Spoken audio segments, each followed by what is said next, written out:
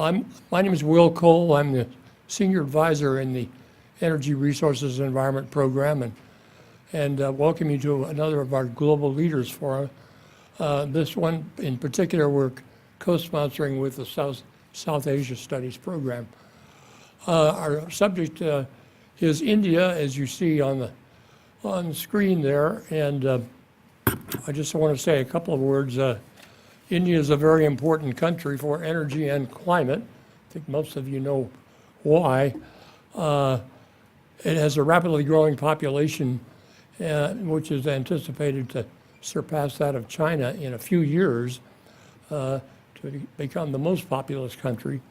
It's had strong economic growth, but it has a large section of its population in energy poverty, including about 300 million people without access to electricity. It's also a major coal-producing country, and India has promised to participate in the beginning of what we think will be a climate change regime after the Paris Accord, and has made some pledges which we'll want to talk about here. But the country faces a real ongoing dilemma of how to reduce greenhouse gases, but also how to continue economic growth as rapidly as possible to bring that large section of its population out of poverty. So that's sort of a brief context of our talk today.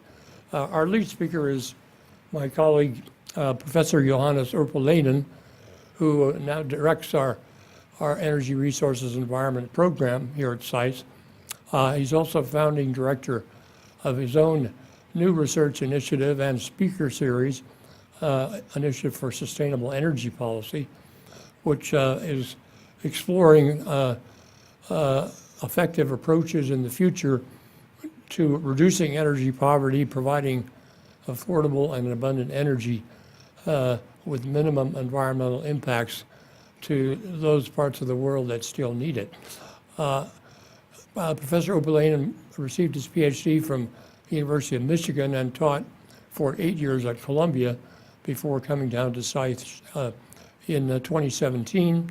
He's widely published with over 100 refereed articles.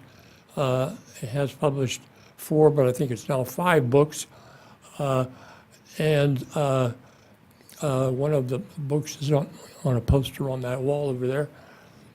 His research focuses on energy access and energy poverty, but also environmental policy and aspects of international cooperation and his institutions.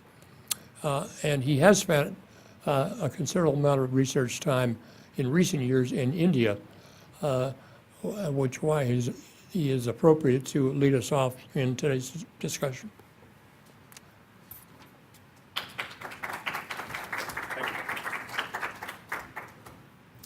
Thank you very much, Will, for the kind introduction. I do realize that we have a panel here on India without any Indians on the panel itself, but I do see in the audience some of our very accomplished students who are from India and who know about these issues as much as I do. So I look forward to a very lively discussion at the end of the presentation.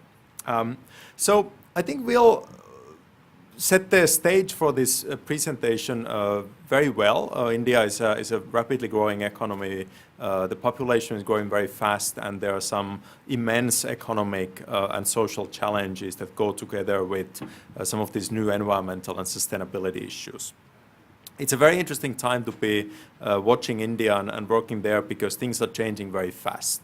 If I had given the same talk 4 or 5 years ago, I would have talked about some very different issues than I talk today. So this is not one of those cases where you can come in, get your update, then check out for a decade, come back, and it's all the same. It's really a very rapidly changing scenario. So it's quite exciting to work on this area. And so what I thought I would do today to set the stage for our discussion is just give you a few key updates on things that are happening in India in the energy and environment area, and then give you some background and explanation on how and why those things are happening. So my slides are going to be just a set of figures that show you some summaries of what I think are some of the most important issues. And then around those, I'm going to tell you a few updates on what's happening on the policy area, how these changes are happening, and where they might go in the future. The very first graph that I need to show is the greenhouse gas emission picture. So what I have here in this graph is I have on the x-axis I have years over time from 1990 to 2016, and I have the overall CO2 emissions in gigatons of carbon dioxide. I am showing them for China, the United States, EU 28, and India. Okay?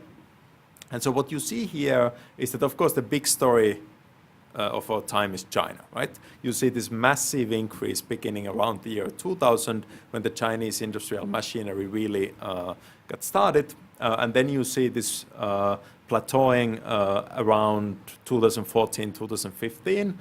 This past year, China's emissions actually grew again quite significantly, which is a little scary in many ways. But what I want to highlight from India's perspective is a few things. One is that even though the overall level of emissions is still lower than in these other major countries, you do see this steady growth of 5 to 6% every year.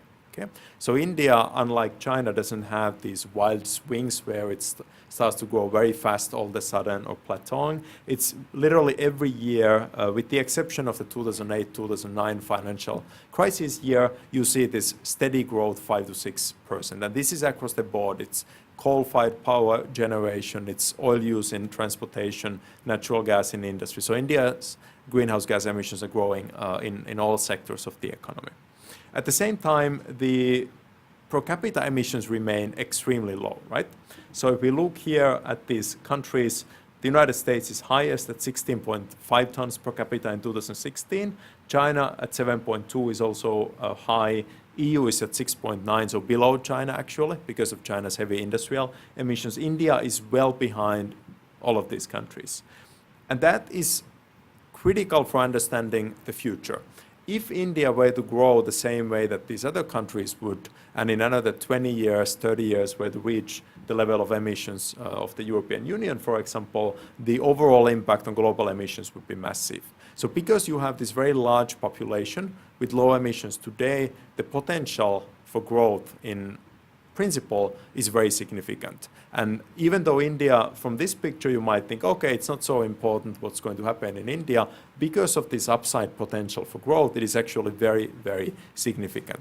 None of these other economies has the same potential for growth in greenhouse gas emissions. None of them is growing at 5 or 6% a year. The EU and the US are already declining. It's a question of how fast. Are they going to be steady? Are they going to decline quickly? But nobody expects rapid growth in these countries. China is a bit of a mystery in the short run because of some industrial policies and the very large industrial sector that reacts to global demand.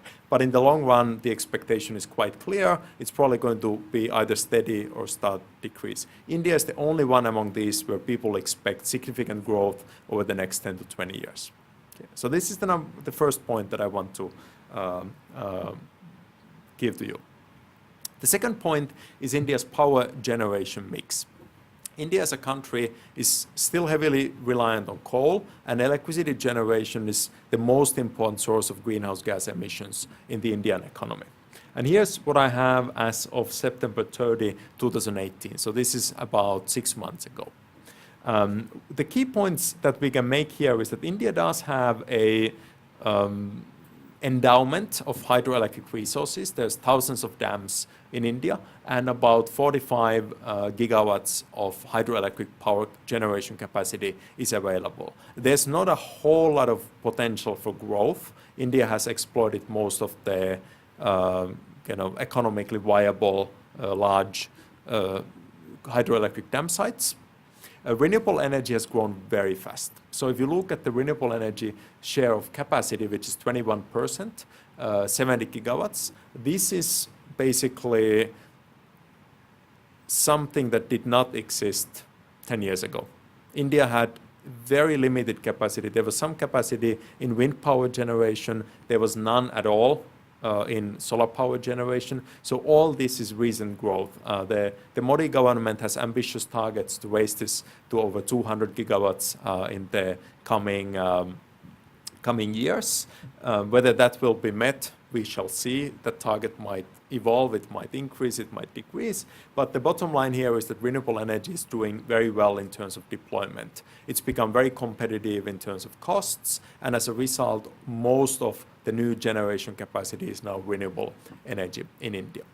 But because India has such a large base for coal-fired power generation, adding new renewable energy doesn't immediately result in rapid emissions reductions. India still has 200 gigawatts of coal-fired power generation capacity, and much of this was actually built in the past 10 years.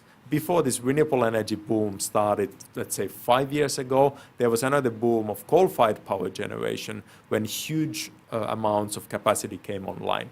And this coal-fired power generation capacity is unlikely to go away anytime soon. Much of it was built very recently. The old plants, which would be shut down in the coming years, are very small, so they're not going to make a big impact on the overall capacity. So you could describe India's power generation scenario as the growth of renewables, but the continued reliance on coal-fired power generation. And when we had an event on India's power sector at the Harvard Kennedy School just a few weeks back, and there the Secretary of the Ministry of Power, Ajay Bhalla, was with me on a panel, and the way he put it was that renewables is where the growth is, but coal-fired power generation is at the very least going to remain flat. It's not going to decrease anytime soon in India.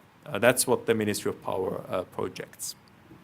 So from this we can see that the direction is good from a climate and sustainability perspective, but moving away from coal, starting to reduce the use of coal, is going to be a tremendous challenge for India. Right now it's really the main source of electricity for industry, for commerce, and there is no obvious prospect in the next 5 years of any reductions.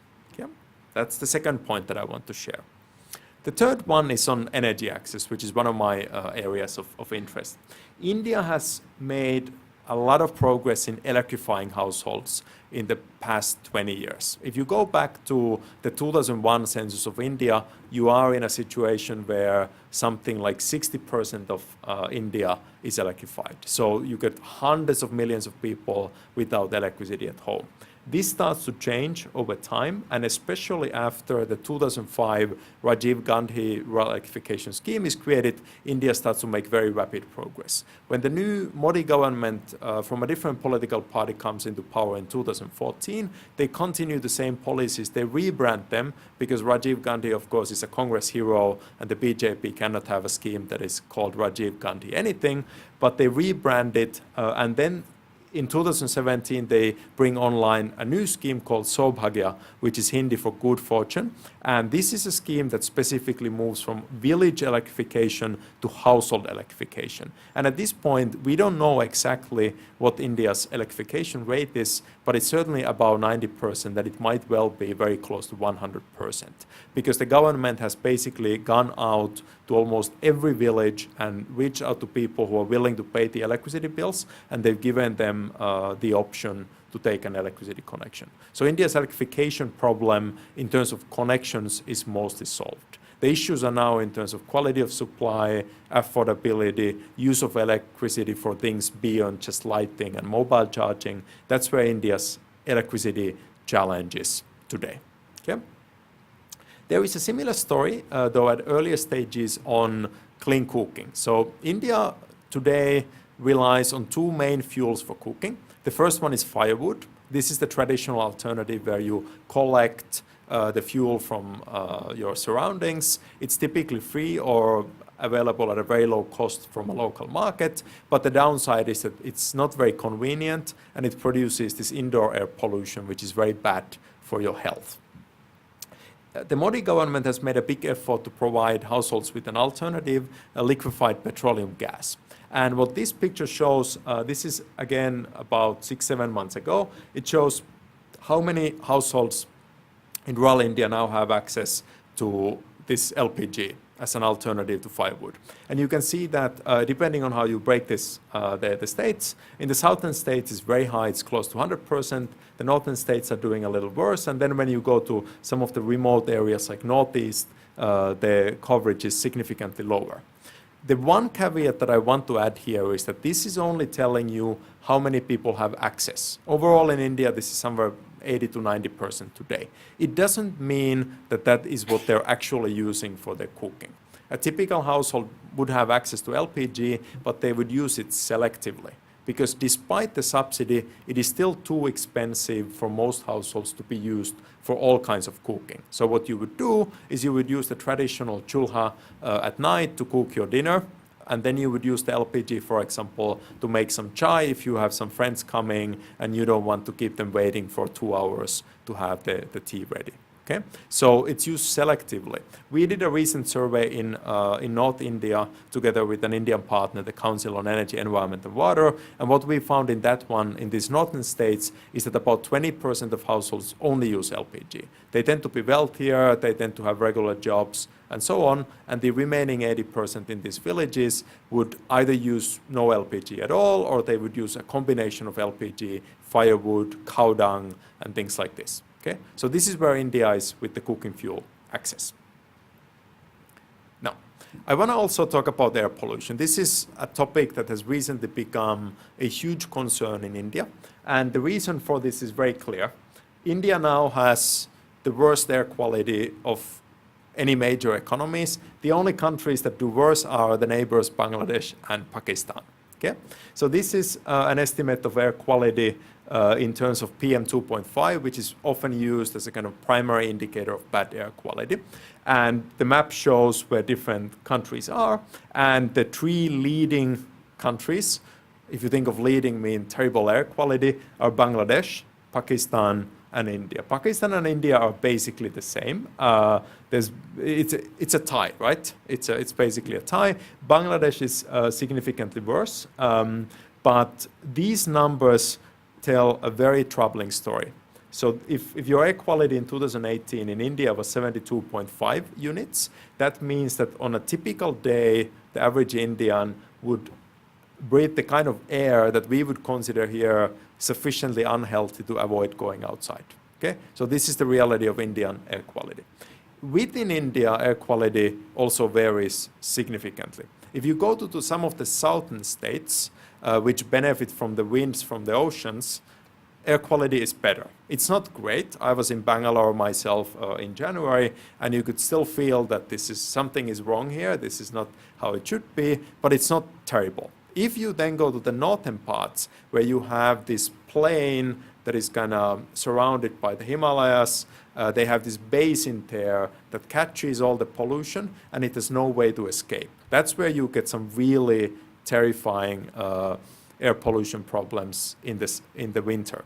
So when I was in the capital of Uttar Pradesh, which is India's largest state in the north, in Lucknow, I remember that the air quality index, or this measure that is 72 on average, with something like 700 on some of the days that I was there. So this is a level of air pollution where any reasonable medical professional will tell you, do not go out under any conditions. You have to stay inside. You have to use a mask. This is very dangerous. And this is what people face every day in the winter in North India. So India's air pollution problem is very serious. And the good news is that in the past 1 or 2 years, it has really started to gain some attention and traction. And now the question is, will the government be able to do something about it with policies?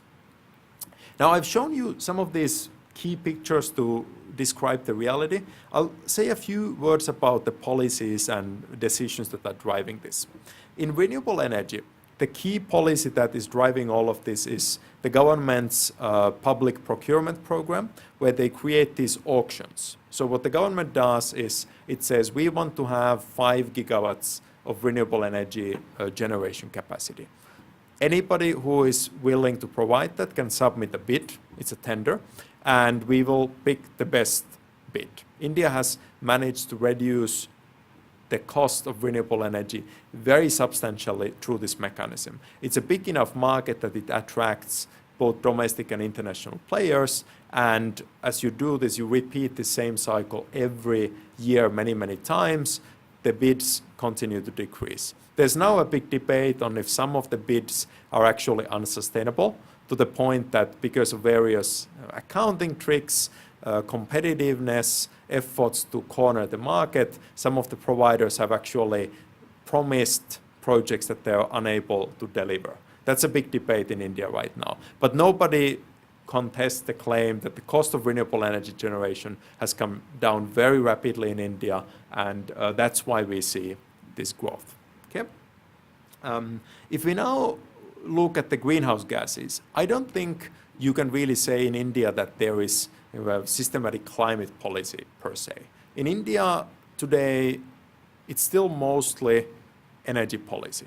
If it happens to be sustainable, because it's renewable energy or something, energy efficiency, that's great. The times when India would actively challenge the idea of climate mitigation are gone, but energy concerns, the economy, poverty, access, affordability continue to dominate the public debate in India. And this is very important to remember, because in terms of moving things, in terms of where can you find leverage, is really designing smart and effective energy policy is where India has opportunities. Air pollution. India doesn't right now have a functioning regime for dealing with air pollution. There are national air quality standards, but they are being violated every day, almost everywhere in India. So they are rather meaningless paper tiger. There are some specific emissions norms for coal-fired power plants, for industry, for transportation, but compliance is partial, and those norms are not yet aggressive enough that even if they were complied with, they would have a real impact. One of the key things that researchers have realized in the past year or so in India is that air pollution is really a combination of many different sources. It's transportation, it's power plants, it's industry, it's dust, it's use of biomass, firewood in the homes. There's really a large number of things, and if you try to focus on just one of them, you're not going to see major improvements. So India really needs an integrated, comprehensive strategy for air pollution, but the bad news here is that that's the kind of strategy that the Indian government has historically not been very good at. They've been very good at things like procuring renewable energy or deploying LED lights in the countryside, specific subsidy or government procurement-driven approaches, but this kind of holistic planning and enforcement has proven to be much more challenging because of political reasons, because of federal structure and all that. So air pollution is going to be a very difficult challenge in India, and people are now asking, might some of the things that work in China, might they work in India? We don't know. The Indian government doesn't have the same capacity as China, so it might be that we need to do some adjustments, we need to be innovative. We'll just have to see how that goes. But it is really critical. We have to remember that over 1 million Indians die every year from air pollution-related diseases, so the human cost of this problem is massive. So to summarize, climate change, India is a major contributor overall. We cannot ignore it. Per capita emissions are low. The key thing is highly uneven distribution. There's a lot of poor people who emit practically no emissions at all. And then there's a small middle class, somewhere below 100 million people, whose emissions are about the same as they would be in the Western countries. There is no climate policy per se today, but India has managed to move the needle through some smart energy policies that are more on the sustainable end of things. In the power sector, India has made great progress in generation. So those days of outages all over the country are long gone. Renewable energy is thriving, but the challenge remains then on the quality of supply for the households. You still have these state-owned power sector companies, distribution companies that have limited incentives to perform efficiently. Power theft remains a widespread problem. So India's problem is now really in the distribution segment, whereas generation and transmission, as we have seen, have mostly been resolved. Energy access connections have improved. Almost everybody has electricity at home. The vast majority also now have access to clean cooking fuel, but use, quality of service, these are going to be the major challenges. And for India's energy transition, this idea that India, like other countries, will increasingly move into more sustainable forms of energy, it's still very unclear how that would happen.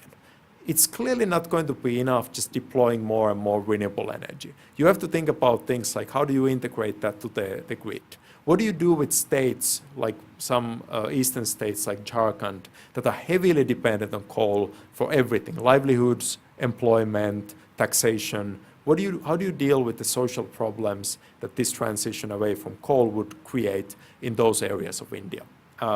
There's a lot of questions about this energy transition, and I'm quite sure that this is going to be a long game. It's not going to be that 10 years from now, India reaches 0 tons of greenhouse gas emissions per capita. It is that hopefully we can start bending the curve in the next 10 years, and then 20, 30 years from now, when hopefully India has solved many of these problems and looks more like a sustainable, modern, middle-income country where most people have kind of good opportunities and a basic level of sustenance is no longer at question. India is really also reducing its emissions at this point. So that's where I see India's energy and environmental future going. But of course, I'm very eager to hear what my esteemed colleague and co-panelist Charles Ebinger is going to say about this, and also what the audience has to say about the topic. Thank you.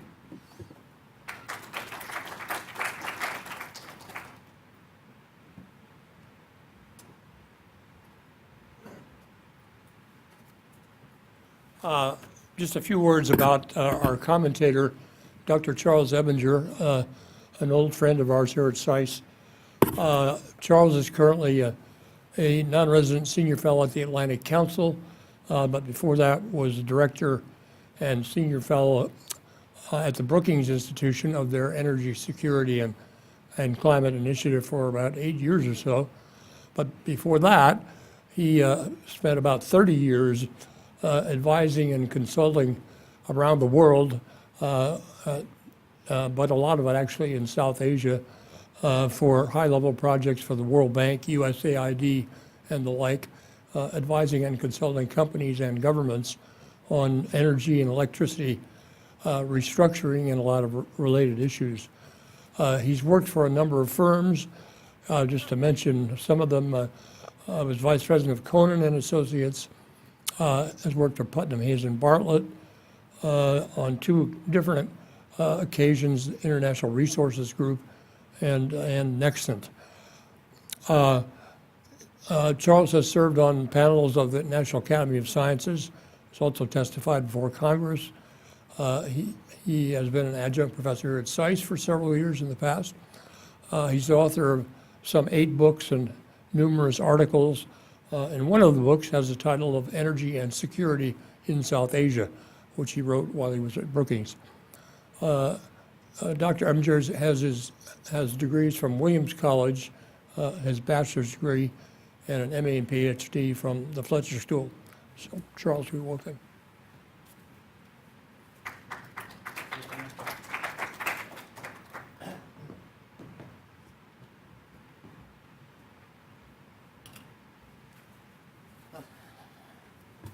Thank you, Will, for that very generous introduction, and thank you, Johannes, for a very provocative presentation. India has, if we take a step back from the issues that Johannes was talking about, and I'm going to come to some of those in a minute, just to cast a slightly broader view of some of the climate change problems that India faces that don't always get as much publicity as they might. And I'm talking about, for example, that roughly 175 million people in India live near enough coastal areas that if you believe that sea level rise is going to occur, this is going to be a staggering problem for India, including in some of its major coastal cities. It also has nearly 7,500 kilometers of shoreline.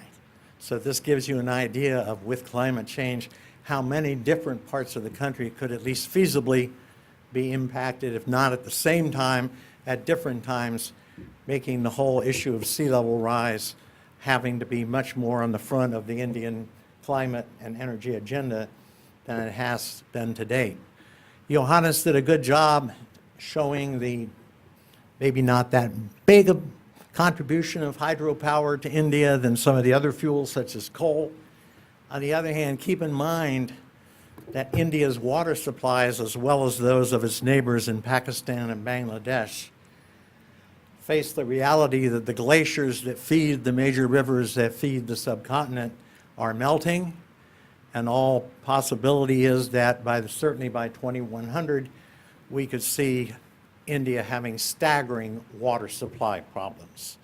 It will be before 2100, but by 2100, it may be a crisis of monumental levels that I don't think even most geopolitical thinkers have begun to contemplate what it means of a subcontinent with the population that it will have at that time with limited access to water. This question of water, which Johannes did not mention, it looks very unimportant when you look at that contribution of nuclear power to the Indian overall energy mix. But in reality, nuclear power, which at one point in time and still in public plans has staggering growth projected by some ministries, there is growing opposition to new nuclear power, not predominantly because of safety or even environmental concerns broadly, such as, an accident, but rather the huge amounts of water that nuclear power requires. And this has led to massive demonstrations and a growing anti-nuclear movement, even though, as I say, some official forecasts have nuclear power not only growing quite dramatically, but some people still talk about, with their can-do style reactors, India becoming a major purveyor of nuclear plants to other nations in the world. I want to take maybe a slightly nuanced approach to the whole issue of rural electrification, because I think you have to be very careful with these statistics, because in reality, the Indian government claims a village has been electrified if 10% of the public buildings and homes have electricity. So when you see the extension of electricity to 600,000 Indian villages, according to a recent study by the IEA, that does not mean that all those people have access to electricity yet. So I just caution you have to be very careful there. I also want to point out that when one talks about the future electricity, and I think Johannes was right on, it is electricity that India most desperately needs, as well as, of course, growing transportation fuels. But there are many reasons that electricity remains moribund in some parts of the country, having little or nothing necessarily to do with climate. We have the reality that in many parts, and particularly in some of the fastest growing big cities, there is inadequate billings and collections procedures. Sometimes this is as simple as the fact that a new suburb has been developed, the streets haven't been given names, so the bills either don't come or go to the wrong address and hence get paid. And don't get paid. And of course, that then means that the supplier of that electricity is not earning a return on their investment, and this can only continue so long before it becomes an endemic problem. You have, sadly, and all too often, the bribing of meter readers. There used to be a joke in India when I first went there in the 70s that the best thing you could hope for your child is to have them become a meter reader, because, of course, they can turn the meter backwards, whatever, and get some baksheesh from powerful people that don't want to pay their electricity bills. And it's not the little guy that doesn't pay his electricity bill. It's the rich landlords, the rich agricultural interests. Interestingly enough, one of the greatest groups that doesn't pay their electricity bill to the government is the military. And most of the government ministries in the country are in arrears on their electricity bills. We have rival bureaucracies between the state governments and the central government, not totally unlike what we have in the United States sometimes on energy policy, that leads to uncertainty and oftentimes, again, bills not being paid. We have the whole issue of power theft, which certain states in India have made tremendous strides on compared to what it was even 10 years ago. But the reality is there's still too much of it. We have still, although again, positive reforms have been made and are continuing to be made, but we have the fact of we don't have market-based pricing for electricity in many parts of the country.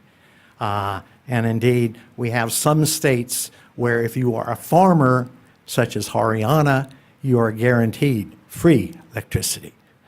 We have the non-payment of bills. We have, I'll just leave it there, the non-payment of bills.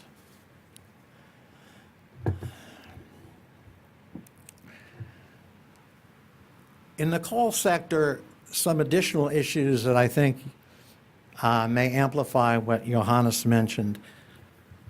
Coal is a very difficult sector in India, and not just because of the attendant pollution that occurs around its buildings. Coal interests, to a significant extent in India, are controlled by an Indian mafia. There are some wonderful films on this, Indian-made films that you can get that truly are astounding on what the coal interests have been able to do to a significant extent with impunity from the central or even state governments where it occurs. Coal interests have gone into mine coal in lands that have been set aside as long-term nature preserves, again, with relative impunity. And when villagers strike back in retaliation against the coal interests, we've even seen situations where either local paramilitary forces or even central government forces have been brought in, not to break up the coal interests, but to break back the forest peoples. There has been erosion on tribal lands, which is prohibited by a number of laws at the central government, and yet interests go in and mine on tribal lands, again, with impunity.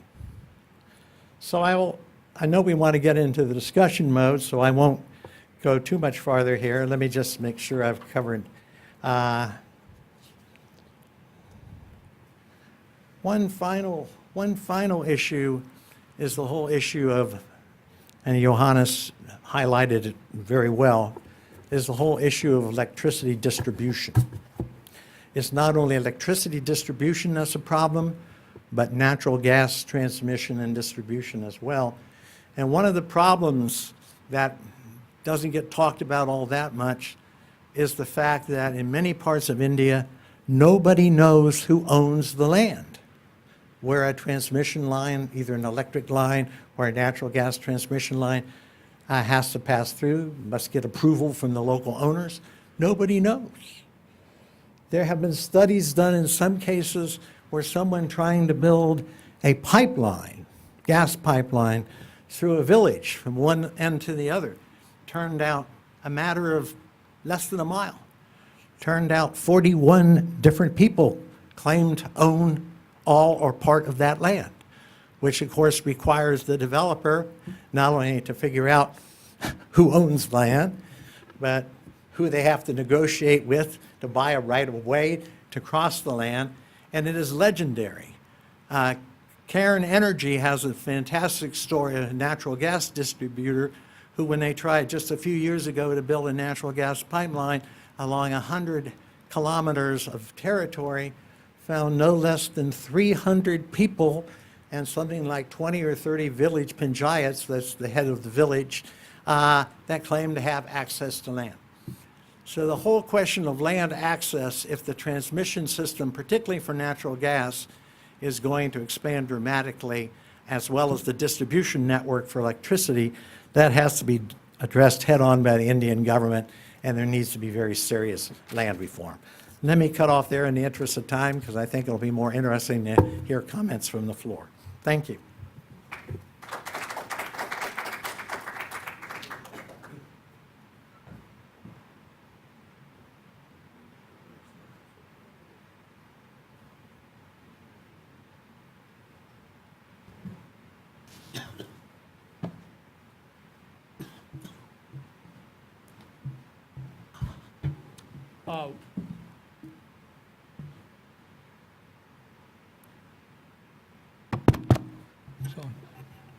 Uh, While you are thinking of your questions, let me just follow up with one question that I wanted to ask.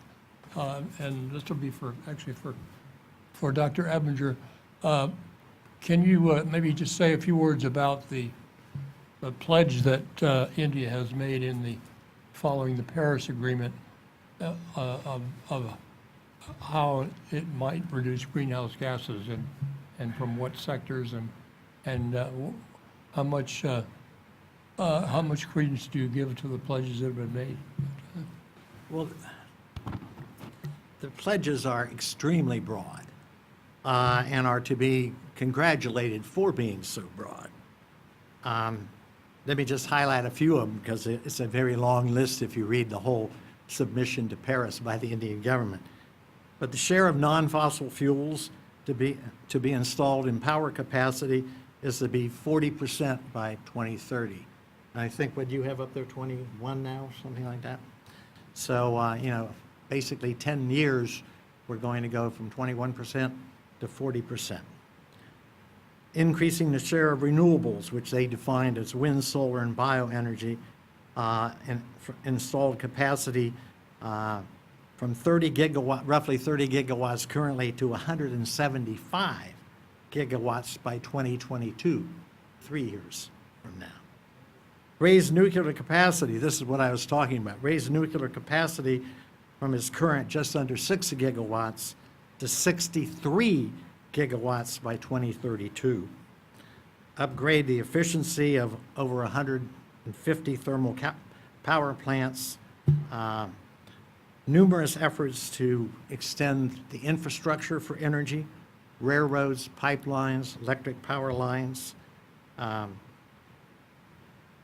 Tremendous goals of creating energy efficiency, enhancing energy efficiency in existing buildings, and very drastic increases in mandatory construction standards for new buildings. It may shock you to know, but as fast-growing as many of India's biggest cities are, in some cities, even if they have mandatory efficiency standards for new buildings, they often aren't put in or enforced when they're not put in. And there are all kinds of financial issues relating to putting taxes on coal to try to get coal use down. So it's an ambitious program, but something I always highlight when I talk about this, because it's gotten missed by a lot of people. When India made their commitments at Paris, they had a very important caveat, and that was they will only meet these targets if they receive substantial financial assistance from abroad. So obviously with these kind of targets and this kind of investment requirement, whether it's going to be through multilateral banks or direct transfers in foreign assistance programs, that itself is going to be very problematic in the current global political environment of whether the world is prepared to step up and assist India with the financial assistance it needs to meet these very dynamic goals. Thank you. Yes. This is Neelkant, Counselor Economic at the Indian Embassy. I just wanted to comment about the renewables which was just made. Excuse me, can you introduce yourself, please? Myself, Neelkant, Counselor Economic at the Indian Embassy. So I just want to comment about the renewables at this stage, though there are many issues I would like to comment in the course of discussion. Our target, the commitment to the Paris of the 40% power coming from the non-fossil fuel sources In 2015, when the government announced the plan of 175 gigawatt by 2022, that was the announcement. And we started working towards that. This was a sea change because the earlier target was 20 gigawatt, which was revised to 175 gigawatt. If you have seen the Johannes presentation, the slide shows that in August we had 70 gigawatt already in place. As on date, last week the Secretary Renewable was in DC for a number of meetings from Government of India. Already 76 gigawatt is in place out of the target of 175. 23 gigawatt more is different stages of construction. The power is getting constructed, and 27 gigawatt more is at various stages of tendering. So the capacity tenders will be finalized in next 3 or 4 months. So 76 gigawatt in place, 50 gigawatt either under construction or in the tenders out. So 26 gigawatt rather is already a done deal because the capacity is bound to be there by 2021. Now the target is by March 2020, we need to auction 50 gigawatt more in the wind and the solar. And we are well poised to do that because the areas are identified. Once you do it by March 20, by March 2022, because 2 years is the time which we found over the last 5 years, is the time which is required to construct the capacity after you finalize it. So we are in quite a good position to achieve a target of 175 gigawatt by 2022, which was given. As now we have experience and we are well poised to achieve the target of 175. New targets have been unveiled, that is 500 gigawatt by 2030. Now, how we are going to achieve this 500 gigawatt? So for this 500 gigawatt achieving right from 2021, because 2020 this done is still. After that, for next 8 years, to have that capacity by 2030, we need to finish our auctions by 2028. From 21 to 28, every year, 30 gigawatt of solar and 10 gigawatt wind will be auctioned, and that will be constructed in a gap of every 2 years.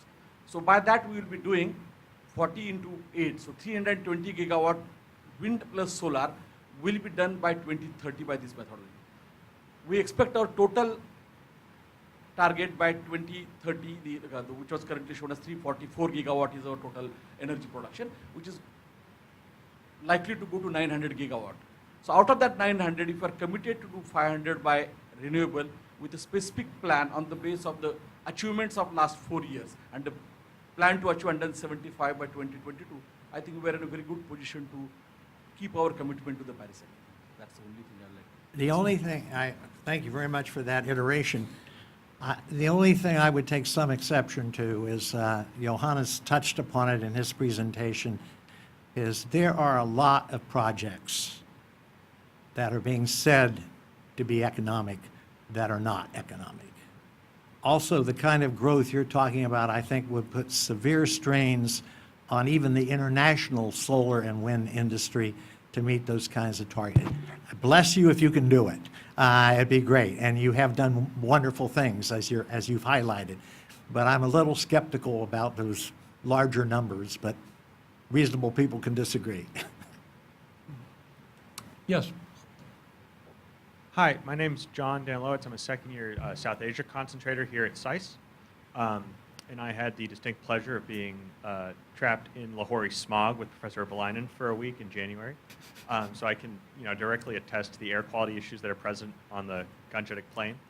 So my question actually builds off our colleague from the Indian Embassy's comment about the Secretary for the Ministry of New and Renewable Energy was in town last week. And he had this great panel at CSIS where he talked about these really impressive achievements in bringing solar and wind online.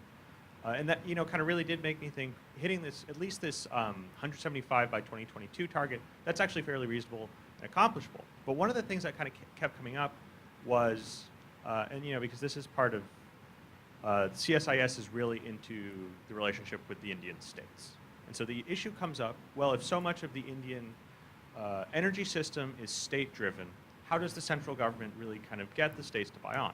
And at this point, the minister kind of does a lot of hand-waving and matching. He's like, oh, we've got carrots and we've got sticks, and we've got these mandates, and we've got all these things. And so all the states will come online. And this is going to be great. The states are all going to do it because they have to do it.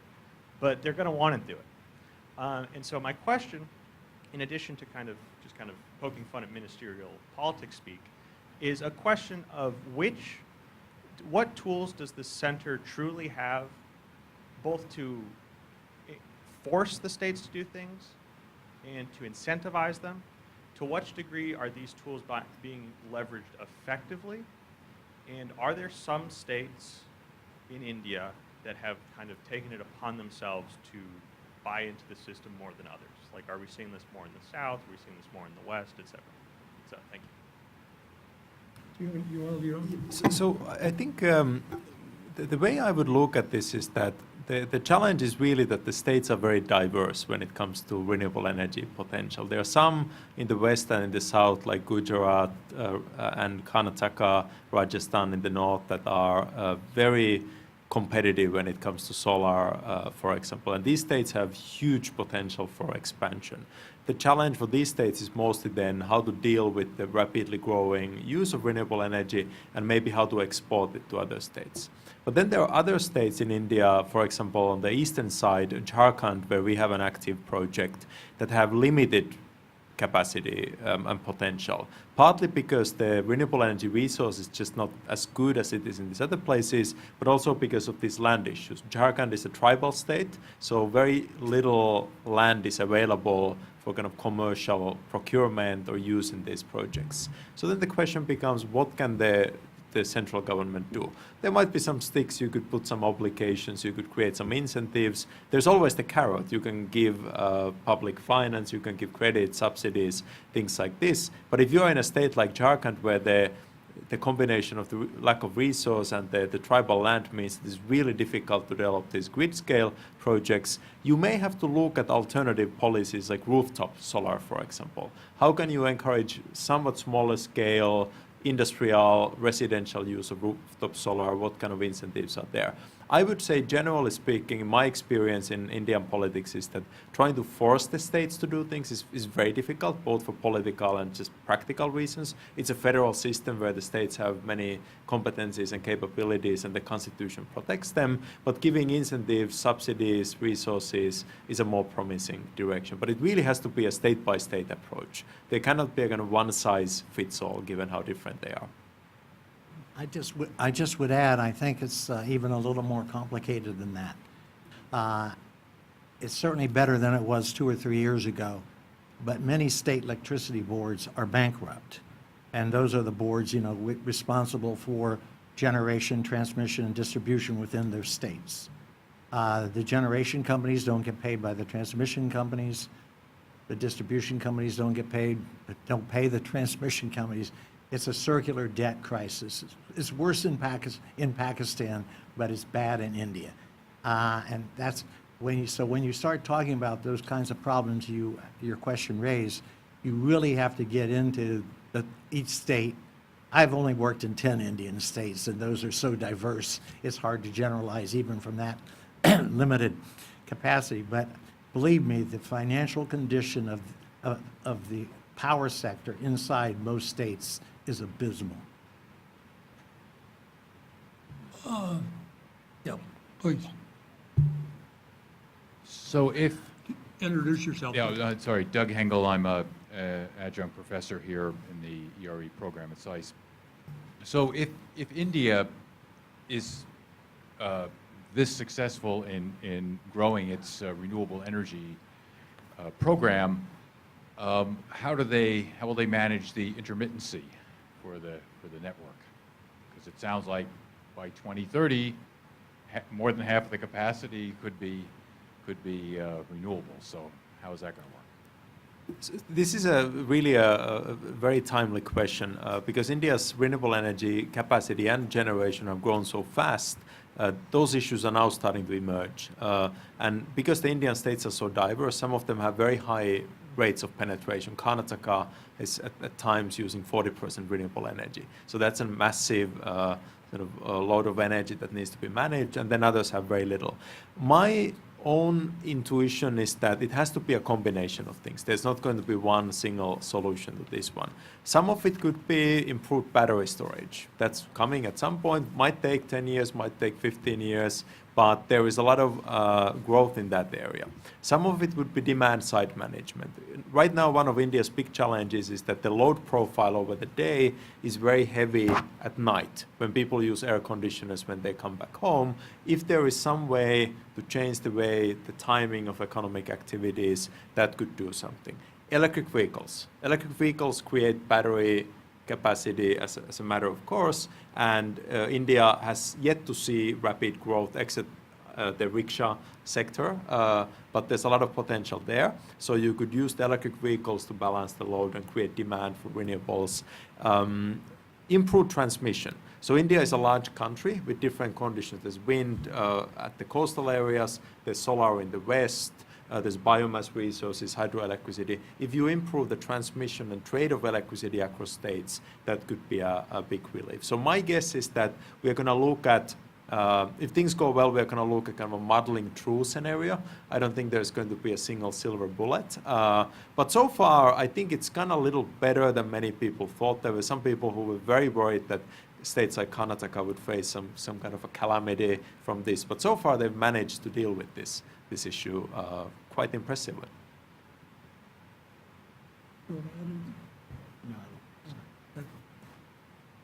Just to respond to the specific question that was about what tools the center has basically to make the state obey or comply with the objectives. The Constitution of India has 3 schedules. It's a union list, it's a state list, and there is a concurrent list. So the legislature it is devised in such a way, on the state subjects, only the states can make the laws, and those are supreme as far as the state is concerned. The union do not have any power to abrogate those powers. On the union list, only the union government is competent to make the laws, and then those will be the final. Whereas in concurrent list, where the power falls, both have the power to legislate, the center as well as the state. And when there is a conflict between the two decisions of the two, the decision of the center prevails. So that's a very clear laid down structure. So when we have our Electricity Act in 2003, the state have to comply with that. When we run our SLDC, State Load Dispatch Centers, when our transmission line across the state, whatever the Central Electricity Regulatory Commission or the Central Electricity Act, which authorizes the Minister of Power to take the decisions, when they mandate it, it is legally binding on the states to obey that. Thank you. Hey, can I just add something there? I actually worked extensively on the Central Electricity Act, which is, I think, a very fine piece of legislation.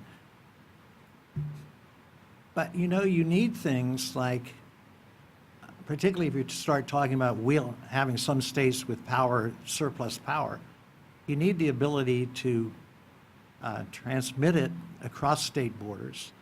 In most cases, there are no tariffs for the transmission across state borders between the two states. The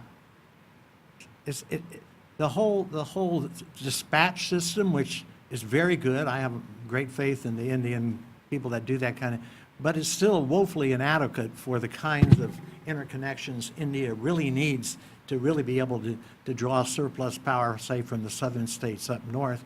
And it's a very arcane subject, so it doesn't generate a lot of interest among policymakers. But it is vitally important that sophisticated computer systems, which India clearly has the capacity to develop, but on a much grander scale than they are today. Just like to come back to the previous point, it was very interesting. When I hear people say electric vehicles, the other day I was shocked by the statistic when I tell you. Fatih Birol, you know, the director of the International Energy Agency, was in town giving a talk. I'm assuming his numbers are correct. I haven't checked them. But he said of all the electric vehicles in the world today, 67% are getting electricity from coal. Now, we just need to remember that, because in many forums, I hear people say, oh, electric vehicles, then we won't use, I've even heard people say, we'll get electric vehicles, but we won't use fossil fuels. Well, what do they think is going to, you are going to generate all the electricity for all the renewables without fossil fuels. There have been, in the last week or so, Shell has given a major presentation out to 2040. Exxon has given a presentation. CSIS had 2 very distinguished private observers of the oil market. Every one of them concluded out to 2040 that at least 50%, some were higher, that at least 50% of global energy will come from fossil fuels and probably predominantly from oil. So, I mean, just keep in mind, we get so enamored because and I don't mean to say I'm not enamored by what India is doing too, but we get so enamored when some country all of a sudden jumps, you know, now we got Norway and Denmark that every damn car is running on electricity just about. But this is not the reality of what the global situation is, and it's not certainly the reality of what the Indian situation is. Hi there. I'm Margaret Hansberg. I work for Waxman Strategies. My question is about heavy industry. India is now the second largest producer of steel. Steel and coal have a very close relationship and kind of tied economic fates historically and currently. It's also the second most electrified steel industry. You're also seeing a lot of consolidation and growth between European steel companies and Indian steel companies and relationships being developed. Could you talk about the potential there perhaps for kind of India to leapfrog in certain ways around certain technology or other opportunities where investments in steel could actually be kind of clean tech investments, clean energy investments, and those things could be made at the same time some of these mergers and some of the consolidation is happening? So I certainly cannot comment on the kind of industry specifics. That's a little outside my usual wheelhouse. But when I was on the India Energy Forum a few weeks back, Dr. Ajay Mathur from the Energy and Resources Institute was also with us. And he gave a presentation on Indian kind of emissions trajectories in the industry and other non-electricity sectors. And his view was that it is true that India has made a lot of progress in improving its steel production and so on, but still the technology is quite badly behind of what the best of the global best technologies in Japan or here in the United States. So my sense is that moving forward, dealing with the industrial emissions is actually going to be very critical, because if this renewable energy power generation capacity continues to grow, a lot of the growth would actually come from India's industry. And I think better technology, more attention on policies that encourage performance standards, incentives, all these things, these are very important things to do. And one of the maybe more shocking things that Dr. Mathur told us in his presentation was that there's tremendous variation within India. He said that in, for example, some of the steel and cement production, you can find a factory inside India that is 6 times as emissions intensive as another factory somewhere else in India. So just exploiting the best technology available within the country would be a huge contribution to improving this.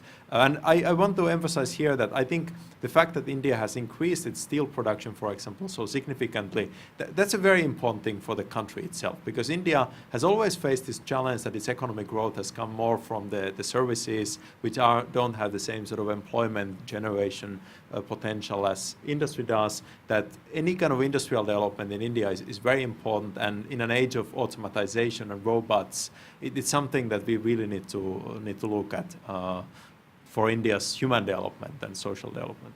That issue of efficiency is likewise very, very important when you look at the fact that many Indian existing power plants, particularly the coal plants, and particularly those in northern India, run at some of the lowest levels of efficiency of any power plants in the world. If you could just bring those efficiencies up 5 or 6 points, the energy savings would be, and hence reduced emissions, would be very, very important. The other sector, if you're talking about industry, that India is projected to see much growth in, and also with attendant greenhouse gas emissions issues, is petrochemicals. Because, of course, India has become one of the major powerhouses of global petrochemicals. And when you see the additional plants that are either proposed or under construction, it could easily become the biggest petrochemical exporter in the world. Hi, I'm Chen Bozhu, and I'm from George Washington University Elliott School of International Affairs, and I am the second-year student in MAIA program. So currently, me and my group are doing a capstone project which concentrate on the impacts on India and Pakistan's energy policies and relations. What do you think, because it is very current topic, so we are really hard to find some sounded resources and the suggestions. What do you think about the CPEC's impact, influence on India's policy and its relations with Pakistan? So just to make clear, I understood, did you ask about the China-Pakistan economic corridor? Or Yes. Okay, yeah. That's obviously been a very important driver of energy development in Pakistan, where the solution to the generation crisis came, let's say, 5-6 years after India had started solving it. So we were there with our student group just a month ago, and we saw all these new natural gas and coal-fired power plants coming online. I think the good news is that to the extent that it increases sort of resilience and reliability in Pakistan, it takes away one possible sort of source of instability and kind of possible crisis from that. Pakistan's power generation situation has improved significantly, and it's facing more problems on the transmission and distribution side, kind of similar to India, but even worse, right? On the other hand, of course, from kind of a geopolitical perspective, for India, this kind of close relationship between Pakistan and China is a source of major concern and a kind of possible reason for additional disputes and concerns. Though I have to say, in light of the news from the past few weeks, it's hard to imagine that these energy issues would be anywhere near the challenges that these terrorist attacks have created. I think, Charles, you are probably more qualified to comment on this one. I don't know more. I have actually worked, until the most recent one, I've worked for every government in Pakistan since 1977. I can't say we've done much. But, and a subject near and dear to my heart, but it's probably so far distant, if it ever occurs, it may not even be worth mentioning. But this is years of plans to look at the subcontinent and Central Asia in a broader context, and to see the prospect of building natural gas pipelines from Turkmenistan across Afghanistan into Pakistan and on into India. I've worked on that darn project for close to 20 years. It waxes and wanes. The Asian Development Bank keeps it alive, talking about it, but it waxes and wanes. Likewise, a similar project is the proposal for a giant pipeline from Iran across Pakistan and on into the industrial heartland in Gujarat. There also been talk about an undersea pipeline to India from Oman, which I am assured by the people that have been pushing that it is technically feasible, even though the trench is some of the deepest water in the world, and no one's actually ever built a pipeline at those depths. There's a lot of merit in this. I mean, it's not that the pipelines can't be financed. The Russians have built pipelines that make any one of those pipelines pale in comparison in size. It's simply the geopolitics that have continued to hinder that. But if you look at the benefits of, if natural gas could, say, come from Iran across Pakistan into Gujarat, it could back out some nasty coal plants. It would be a much more probably secure supply source. Likewise, you have the irony that in southern Pakistan, probably no more than 100 to 200 miles from Ahmedabad, you have Pakistan has some of the largest coal reserves in the world. They are among the poorest quality of coal in the world. They are in a desert of which there is absolutely no infrastructure whatsoever to get them out. But the most recent talk has been, because of all the environmental issues and the remoteness, that maybe you could do underground natural gas and send the power underground so you wouldn't have to bring it up. But it's a huge resource. And if you believe the growth trajectories for both India, Pakistan, some of them even talk about, there are also plans about bringing gas from eastern India as well. But if you believe that that energy is going to be needed at some point in time, those projects are there, It just takes some geopolitical will to make them happen, which in light of recent events and in light of U.S. policy towards Iran and the threat of sanctions against any foreign company that would deal with Iran to build such a pipeline, unlikely to happen, at least in my lifetime. Hi, Aditya, second year IB student at SAIS. I was student of Professor Urpelainen last semester. Charles, you touched base upon about the financial part of NDC. In case there's no financial aid from external entities, for example, multilateral or other countries, what options does India have to finance its energy transformation from fossil fuel to renewable energy? And the second question is, there's another sector which is contributing more emission than industrial, which is agriculture, which amounts around 16 to 18% of GDP and 50% of employment. Is agriculture coming into public discussion across different forums, and what is the solution for Indian agriculture when it comes to greenhouse gas emissions? The first question, simplistic answer, because I don't think politically it can be done, would be to actually have all energy in India priced at market-related prices. I mean, it sounds trite. I hate to even say it because I don't think it's going to happen. Given the political realities, you can't raise electricity rates that far, that fast on millions of poor, less fortunate people. But that would have to be a first step. Then perhaps a massive, even more than called for in the INDC, submitted in Paris, a deep commitment to energy efficiency, a much deeper even commitment to energy efficiency to truly get everything out you can possibly do that is currently being wasted. On your second question, I am not an expert on agriculture, but there have been, I know, a number of papers that argue that India needs to look seriously at changing some of the crops it uses. And some of the crops are extremely water intensive, and that they believe that other crops of equal value could possibly be switched in large portions of the country with major attendant benefits from a climate change perspective. But I'm getting into territory where I don't know a lot.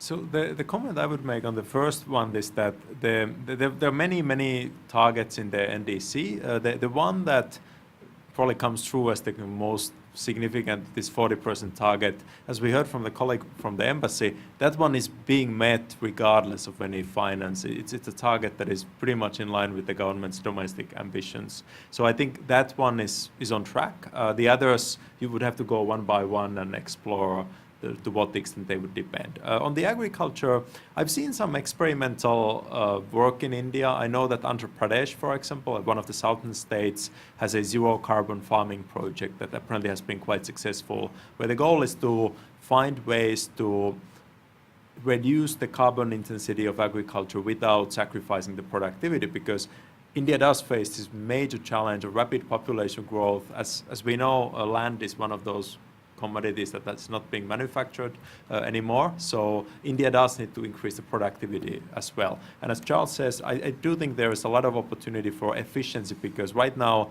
the policy is free electricity for farmers, encourages overuse of electricity. The minimum support prices created by government of India are set at the central level. They don't take into account state conditions and so on. So I think there's a lot of opportunity for just efficiency in the sector.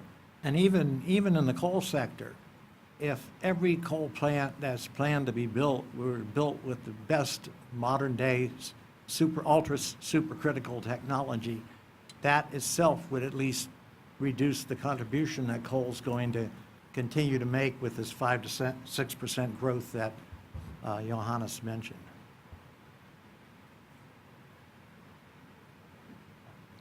Hello, my name is Alan Yu. I'm with the Center for American Progress.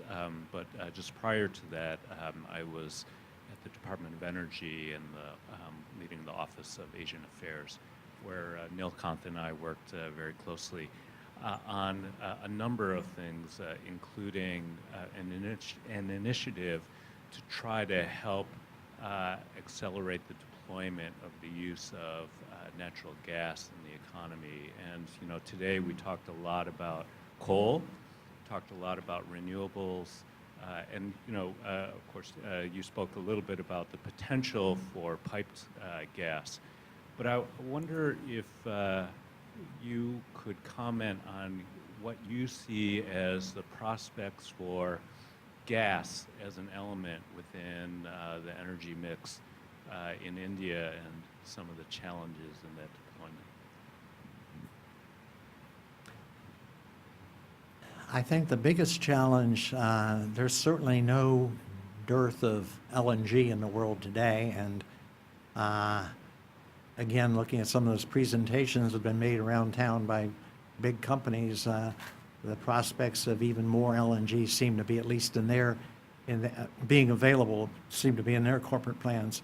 The issue, I think, has been how India prices natural, within India or offshore India, how India has been reluctant to give producers an adequate price that would make them explore much more than they have. We've had some big finds that have great potential, but in one case, the initial projections became whittled down over time. India has spent a lot of money, which it didn't have before, building a natural gas network inside the country so gas can be moved in most parts of the country. Still some bottlenecks that could be overcome. But I really think price is the big issue, and the fact that many power companies can't afford imported LNG because they aren't able to pass the cost of the electricity thus generated with the LNG in the marketplace. So I'm going to make propose the hypothesis that gas growth in India in the future is really going to mostly come from non-power use, so industrial needs, where we don't have good alternatives for gas. In the power sector, I'm fairly confident that in the coming years, it's going to be mostly renewables for generation, and then the coal-fired power plants, once the Indians figure out how to make them more flexible, the way the Chinese are already doing, that combination will beat gas in terms of cost, and because in power, cost is the sort of end final decisive factor in almost everything, I don't see a lot of potential, except in the specific instances, for gas growth in the power sector. But in the industry, I think it's going to be very significant because there really aren't alternatives to gas in many applications.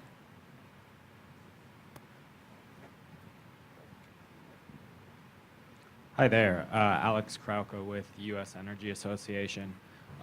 Could you discuss the status of CCUS tech in India? So my understanding is that in terms of actual deployment and use, it's pretty much non-existent.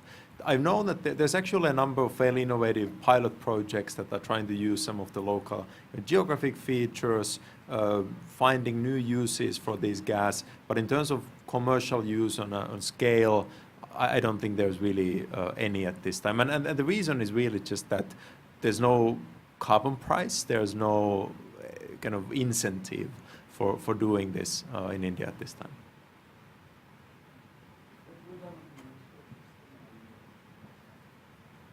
That's what.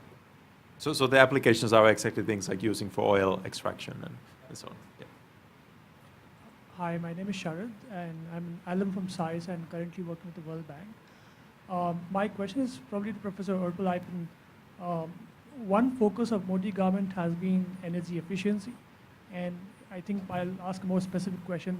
They have been distributing LED bulbs throughout the country, and I think millions of LED bulbs are distributed.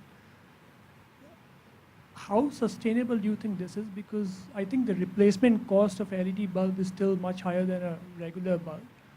And once this dies out, do you see people going back to LED bulbs with their own money, or going back to the old non-efficient normal bulb? I'm actually myself quite optimistic about this. The cost of LPG production have just dramatically decreased because of this large-scale public procurement program that India has created. I would imagine in a few years, the only kind of lighting available in the market will be LED. I don't know exactly where we are right now and what all the alternatives are, but based on the progress in just the past few years with the Ujala scheme, I'm optimistic that in a few years when an Indian consumer goes and tries to find some kind of lighting, all they see is LED. So color me optimistic on this one. Very much. 100 rupees will the government start. Now it is 13 rupees. Just 15% of what is 1.4 billion LEDs already being installed.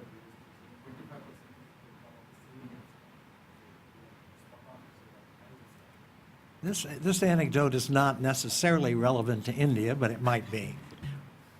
One of the most amazing experiences I ever had was a study I did in Morocco in 1987, where they were trying to get women to stop using twigs and branches and deforestation by bringing in LPG for household cooking.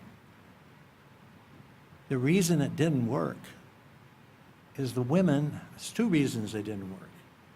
Is A, the women enjoyed cooking on fires as a social occasion with their neighbors, and they didn't want to cook in the household by themselves. But more significantly, and we were staggered, our team, was to learn that the women actually made 13 different types of fire, depending on what they were cooking.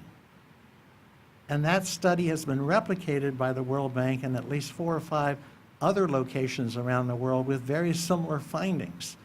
And the arrogance of, Western consultants, well, LPG is more efficient, you ought to be using LPG. There are sociological reasons sometimes why what looks like a simple solution to a very important problem may not necessarily either work or will only work partially. All the way in the back. This is going to be the last question on this. Yeah, hi, this is Bill Freebairn from S&P Global Platts, and we heard a little bit about nuclear power, but not very much about nuclear energy. I think it's interesting that India, which was cut off for such a long time from sort of the global nuclear trade and sort of broke through in 2005, has struggled to turn that into a growth in nuclear capacity. And anything you can say about sort of what might be holding back India's nuclear power ambitions and what might be coming in the future? It's truly mind-boggling when you look at this issue in India, because you can find 4 or 5 central government institutions that do forecasting of the energy mix, and what they say about nuclear is from 0 to several 100,000 megawatts. And these are still official forecasts of these entities. I think the problem has been, as I mentioned, land, because again, nuclear plants take huge amounts of land, so figuring out who has title. What I highlighted, I think the major problem is the amount of water these plants use, because some of the ones that have been built have been in fairly arid regions and displacing water for the local citizenry that lives around them. And finally, price. Now, India can build smaller reactors. They certainly have not what we call small modular reactors in this country, but they can build 250 megawatt reactors with their CANDU Canadian-derived technology they have. But the forecasts continue to be made every time there's a new 5-year plan. You really ought to look at the last 4 or 5-year plans and see what they say about nuclear, and then look at the next 5-year plan. Didn't make it. Next 5-year plan didn't make it. I just think it's, at the moment, I'm sure there's some concerns too about, safety and environment in the wake of Fukushima, although India is a very different place than Japan, being susceptible to accidents. But India too, a lot of the power plants are in the ones that do exist are in coastal areas. And the threat of climate change to those plants should not be taken lightly. It's not a good answer to your question, but it's not going anywhere. Even though there are serious people in India that talk about, even if they don't do it in India, that they have the technological know-how to go into the export industry. And they might do that because they build reactors, at least they can build reactors that are more correct for small electricity grids in other countries, whereas a lot of countries can't take a 1,200 or a 900 megawatt reactor into their grid without major instability problems. So just a quick comment on that. I think in India it's a little hard to see from a domestic perspective what the real case for nuclear power at this time would be. If you have 200 gigawatts of coal-fired power generation capacity running at 55% capacity, you would have to beat existing coal to make the case for nuclear power. And you can't even beat new coal or renewables. So I think the price factor alone is going to be a very decisive obstacle to any kind of large scale. The government has some new plans. They've got a few plants here and there that they're trying to build, but on a large scale, there's just no obvious, you don't have this sort of like low carbon baseload argument that we would use here in the United States or Europe if we wanted to make the case for nuclear power. I'm looking at some of these forecasts. I was just to make sure I had the right numbers. Some of the forecasts have projected 470,000 megawatts by 2050. I'm going to suggest we close at this point, and we do have a little reception we can invite you to next door if you'd like to stay on and continue some informal discussion. But please join me in thanking both of our speakers. Thank you.